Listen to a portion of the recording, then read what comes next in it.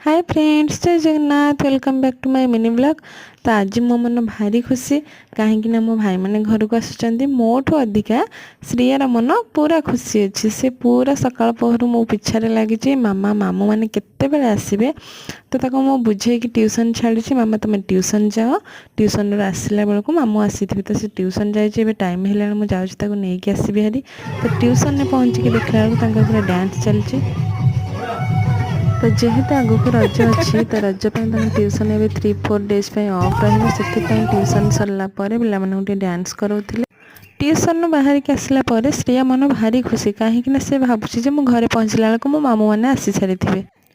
तो घरे पहुँचला पर ताको गाधेकी ताको खुआई देकी शुआई देली। तापर भी मो मनटा जमारू भल लगुनथला कहीं बाहर बहुत ही जोरे बसा आसला।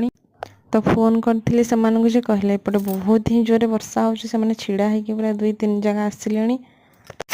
मन भी जमार भल लगुनथला। तापर कोन ट्यूशन होमवर्क दिया हेछि टिके देखिदेली। तो फाइनली से माने आसिक पहुँची गले वर्षा रे अल्प भिजी भी जाइछंती। तो जहाँ हो खुशी लागला कहीं श्रिया बहुत ही खोजुथिला ता मामू मानकु। तो से माने आसिक पहुँची गले कहीं ता बापांग पर से जदि अधिका बेसी भल पाए काहाकु ता मामू मानकु से बहुत ही भल पाए।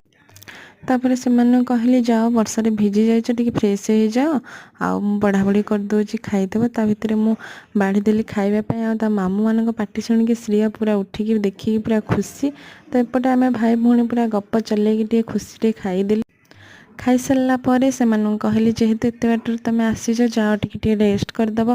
तापर एमाने 3 जन रेस्ट कले हेले मो मनटा थाए पोड़पिठा पाखरे जेहेतु मो पोड़पिठा बहुत ही भल पाए। तो मामू घर मो पोड़पिठा स्पेशल बनैकी पठेइचंती। तो मु आगे लगी पड़िली पोड़पिठा को काटिकी टे खाइबापी। तो पोड़पिठाटा सतरे बहुत ही टेस्टी होता। मु तो खाई मो मन खुशी हो गला। तो जदि आज का मिनी ब्लॉग टी आपको भल लगी प्लीज चैनल को सब्सक्राइब करदेवे। रही बाय बाय, पुणी देखा गोटे।